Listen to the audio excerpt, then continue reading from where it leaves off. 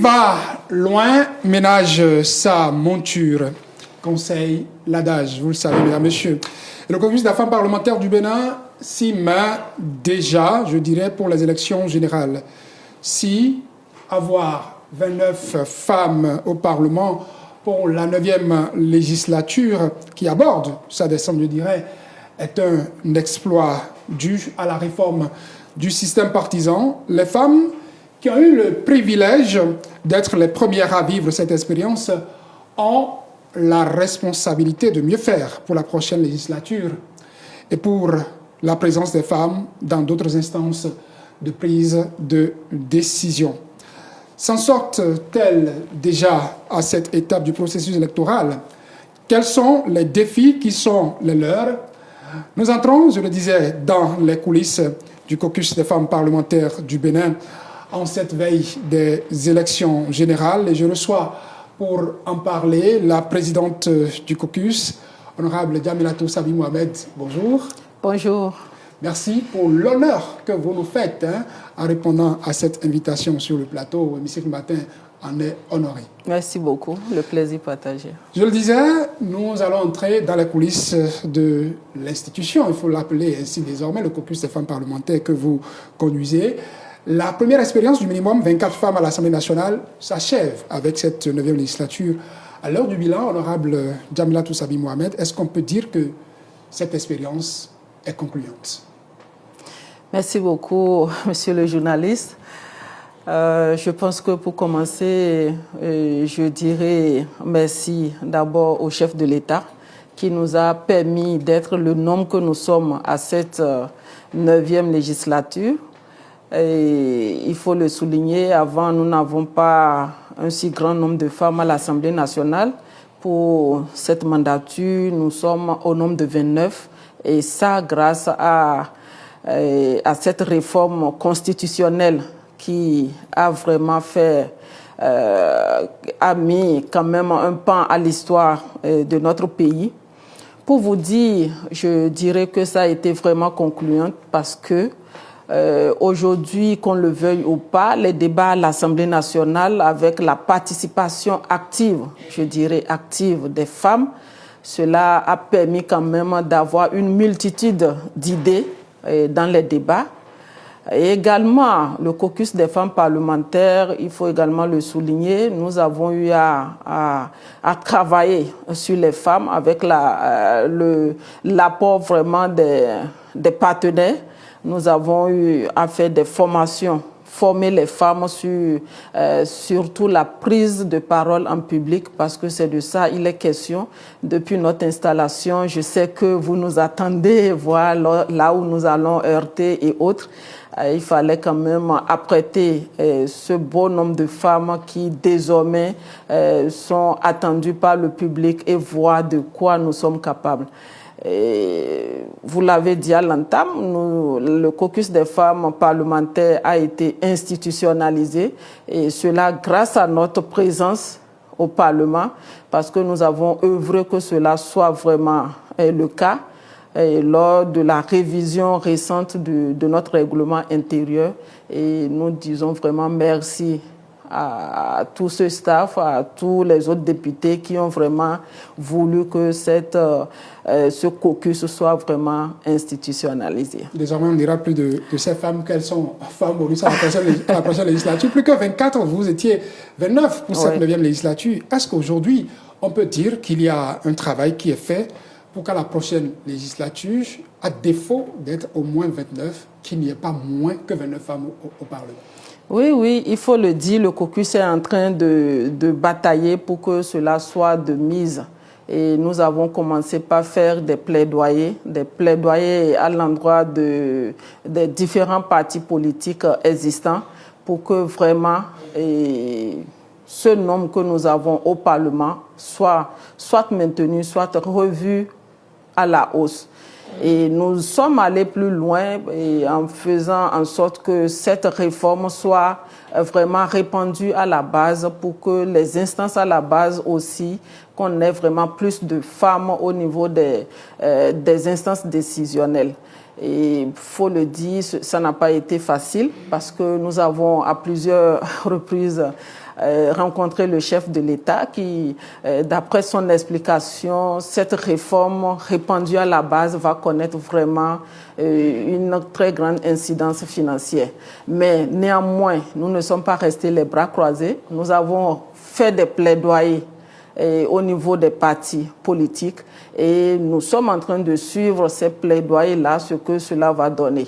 Et il faut le dire, il faut le souligner, la société civile également apporte son appui à ce que nous sommes en train de faire au niveau de ces plaidoyers. Donc nous tous, nous avons un regard quand même au niveau des leaders politiques pour voir ce qui serait fait pour ces élections qui pointent déjà à l'horizon. Vous avez parlé du plaidoyer à l'endroit des partis politiques. Nous sommes déjà en période électorale et la Commission électorale nationale autonome a ouvert l'enregistrement des candidatures pour les communales et municipales. Déjà, est-ce qu'à cette étape, vous sentez que les différents états-majors des partis politiques vous associent ou écoutent sur les préoccupations qui sont les vôtres, déjà en ce qui concerne les choix en termes de positionnement?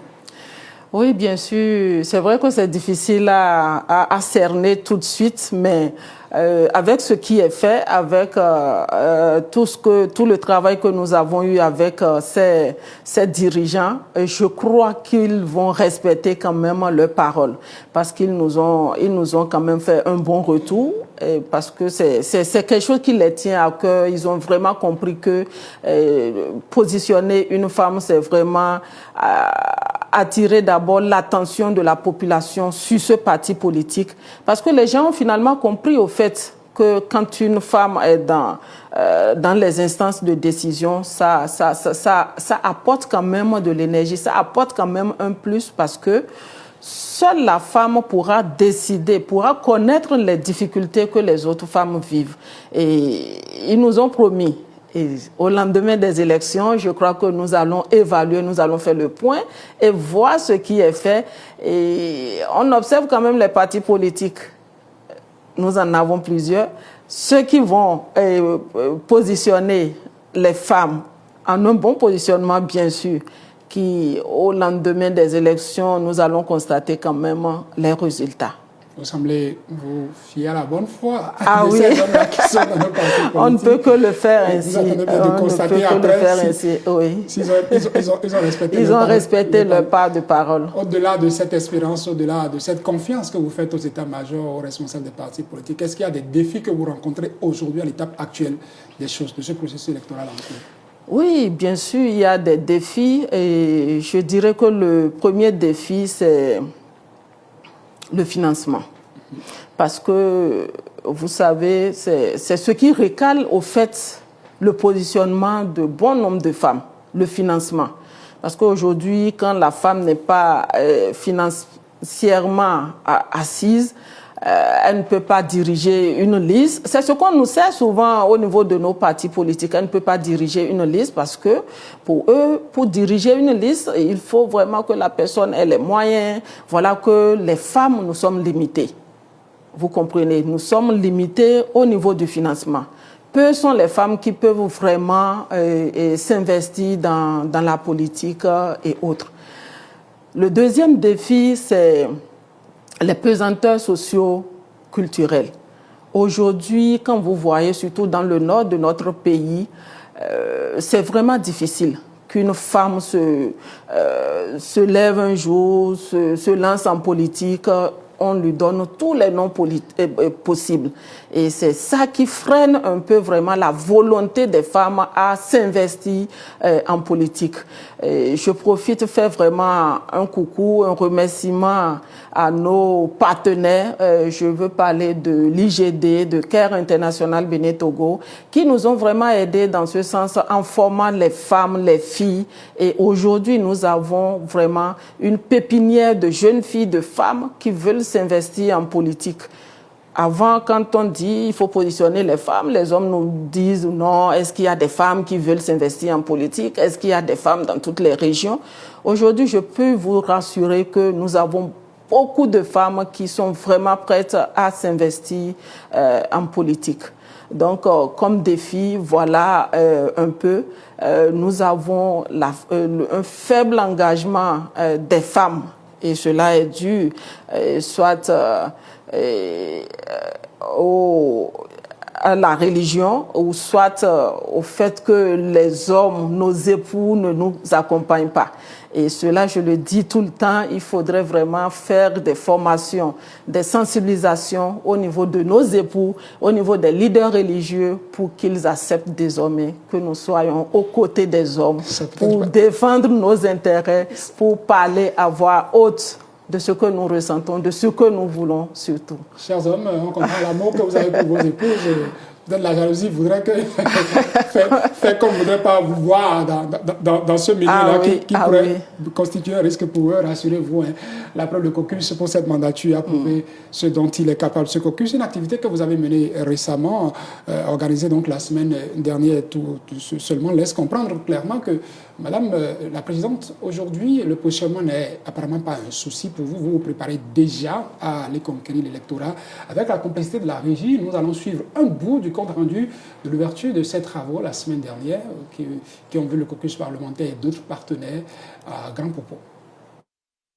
Quand les femmes s'engagent, le monde y gagne. C'est avec cette conviction que les femmes parlementaires du Bénin se sont retrouvées en cette période préélectorale pour renforcer leurs capacités sur la formulation des discours politiques et le média training. Dans quelques mois, le Bénin s'apprête à vivre des élections générales qui façonneront notre avenir collectif. Nous, femmes parlementaires, avons choisi de ne pas rester spectaculaires de ce moment historique, mais actrices pleinement engagées. Sans doute, nous ne resterons pas en marge de cet événement. C'est donc avec assurance et une immense fierté que je vous retrouve ici à Grand Popo, où je vous souhaite la bienvenue à l'occasion de cet atelier qui nous réunit. Cet atelier n'est rien d'autre qu'une formation sur la formulation des discours politiques et le média training. Une rencontre qui suit la trajectoire tracée pour le caucus des femmes parlementaires du Bénin. Et quand vient le moment où chaque mot... Honorable Djamilatou Sabi Mohamed, discours politique, média training, je le disais, vous êtes déjà en plein dans la conquête de l'électorat. Oui. Est-ce à dire que, comme je le disais, le positionnement, ce n'est plus un souci pour vous à l'étape actuelle des choses? Pas que ce n'est plus un souci, mais il faut se jeter à l'eau. Avec tout ce que nous avons eu à faire comme plaidoyer, je crois que le moment est venu d'observer nos dirigeants politiques et de voir ce qui peut être fait. Parce qu'à l'heure actuelle, on ne peut que observer nos dirigeants politiques. Est-ce que vous vous apprêtez également à gérer cette rivalité que vous allez rencontrer sur le terrain? C'est vrai qu'à l'Assemblée nationale, vous formez le caucus, vous êtes ensemble, vous défendez une seule cause, la cause de la femme, le positionnement de la femme et tout ça. Mais en campagne électorale, l'honorable Djamilatou Sabi Mohamed, dans une circonscription électorale, je dis du n'importe quoi, n'est pas dans la même circonscription électorale que l'honorable Natacha Pochan, encore que là, c'est le même parti politique, comme l'honorable Tossa, par exemple, de les démocrates, vous allez vous retrouver sur le terrain. Est-ce que vous vous apprêtez à gérer également ces rivalités? Écoutez, rivalité, il y en a partout, même au niveau des hommes, il y a des rivalités. Je ne sais pas pourquoi les gens s'attardent au niveau des femmes. Oui, les femmes n'arrivent pas certainement à contenir ce qu'elles ressentent. Oui, c'est vrai, mais rivalité, il y en a partout. Et il faut dire qu'avec les formations que nous avons eues au niveau du caucus, nous, femmes, nous avons en fait compris que la rivalité ne nous mène à rien de concret, rien de bon. Et vous allez l'observer sur le terrain, et cette fois-ci, les femmes vont travailler, je ne dirais pas ensemble, mais tout en respectant le champ d'action de l'autre. Nous n'allons pas nous insulter sur le terrain. Et quand nous allons nous rencontrer même sur le terrain en période des campagnes, je vous assure que vous allez aimer, parce que nous allons même bavarder un peu, se taquiner un peu, et puis la lutte continue. Au fait, ce n'est pas une rivalité en tant que telle. Nous avons compris que désormais, nous femmes, nous devons nous engager en nous tenant la main dans la main, que ça soit, quel que soit le bord politique des femmes, nous devons nous engager, nous devons montrer la différence en nous serrant les coudes pour pouvoir évoluer. Donc, pour ces élections, attendez-vous, vous aurez la surprise. En tout cas, on attend cette surprise. Hein. Oui. Qu'en politique, comme on le dit, il faut savoir donner des coups, comme en recevoir, et que c'est en donnant des coups qu'on affaiblit son adversaire. Vous serez surpris de voir que c'est au niveau des hommes que ces coups-là se donnent sur le terrain. Ça aurait été un bel exemple que vous allez donner. Une question que vous avez déjà abordée ici, la question du financement, les moyens. On sait qu'au-delà du discours, conquérir l'électorat est aussi question de ressources financières. Est-ce que les partenaires qui vous accompagnent ont pensé à cette réalité? Qu'est-ce qui est fait à propos pour que, comme vous l'aviez dit tout à l'heure, que les ressources ne soient pas un facteur qui vous disqualifie dans le positionnement? Merci beaucoup. Pour commencer, je dirais oui, je dirais également non, en disant vraiment merci aux partenaires qui nous accompagnent. Merci, pourquoi? Parce que le financement, c'est quoi? Le financement, moi, je le prends sur 2 angles. Le financement en amont et le financement lors des élections. En amont, il faut dire que les partenaires nous ont vraiment accompagnés. Accompagnés dans la mesure où ils nous ont apprêtés pour affronter ces élections-là. C'est déjà un acquis. Les partenaires nous ont soutenus dans nos plaidoyers, dans nos différents plaidoyers, parce que nous, à nous seuls, on ne pouvait pas le faire. Grâce à leur soutien, nous avons vraiment pu nous faire entendre, pu parler à la société civile, à nos leaders politiques, aux chefs de partis politiques, pour que nos positionnements puissent être vraiment une réalité. Et tant que la femme est positionnée, il faut lui montrer comment est-ce qu'elle peut se défendre sur le terrain. Et ça aussi, avec l'appui de nos partenaires, nous l'avons eu. Quand je rentre dans le deuxième pan du financement, on le voit comme avoir les moyens financiers pour, en tout cas, pour se défendre sur le terrain. Ça, je dirais que c'est encore à l'étape des plaidoyers que nous lançons au niveau de nos chers partenaires. C'est vrai, ils font beaucoup, mais nous avons également besoin d'eux. Si c'est ça qui empêche vraiment en majorité le bon positionnement des femmes au niveau de nos listes, vraiment nous lançons ce cri de cœur au niveau de nos partenaires pour que désormais ils puissent penser à cette étape de financement que nous avons vraiment besoin de ça pour pouvoir mener à bon terme nos campagnes et pour que les résultats soient vraiment de mise. Comme quoi, quand on a lutté pour le positionnement de la femme, quand la femme est positionnée, voilà, il faut l'accompagner sur le terrain, voilà, les besoins qu'elle aura pour vraiment exactement faire une bonne campagne, parce qu'ici, il paraît qu'une bonne campagne... ça donne toujours, il y a beaucoup de choses.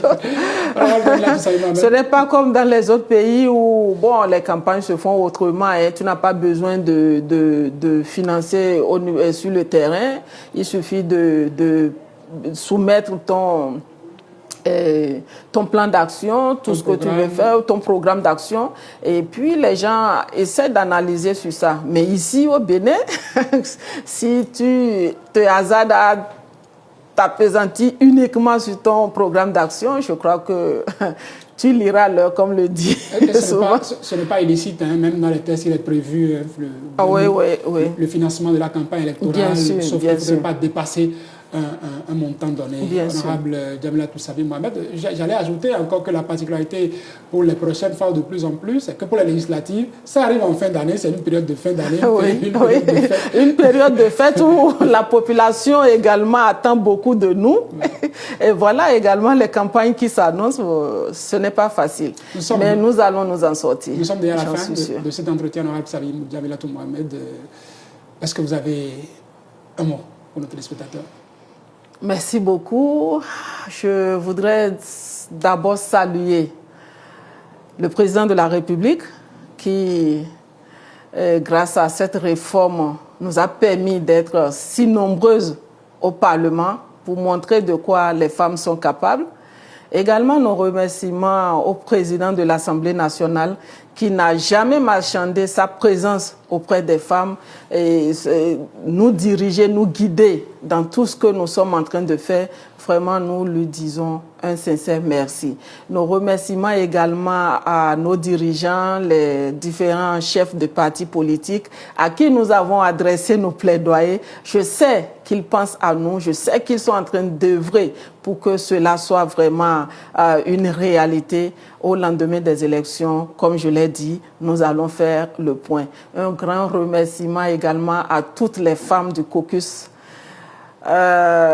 du Parlement béninois et également aux hommes qui ne sont pas caucusés parce qu'ils sont jaloux. Mais nous les tenons en main, nous travaillons toujours avec eux. Nous sommes là, à côté d'eux. Nous ne voulons pas prendre leur place, mais nous voulons juste rester à côté d'eux pour que le développement de notre cher pays soit vraiment une réalité. Encore une fois, merci à l'honorable Djamilatou Sabi Mohamed d'avoir fait l'honneur à Hémicycle Matin, de vous retrouver sur son plateau ce lundi déjà. Vous êtes présidente du caucus des femmes parlementaires du Bénin. Oui. Vous êtes députée. Je suis députée dans la première circonscription électorale qui couvre Malanville, Kandi, Karimama. Et voilà, député de l'Union progressiste, le Renouveau, le plus grand parti du Bénin. Merci d'avoir été là, honorable. Merci beaucoup.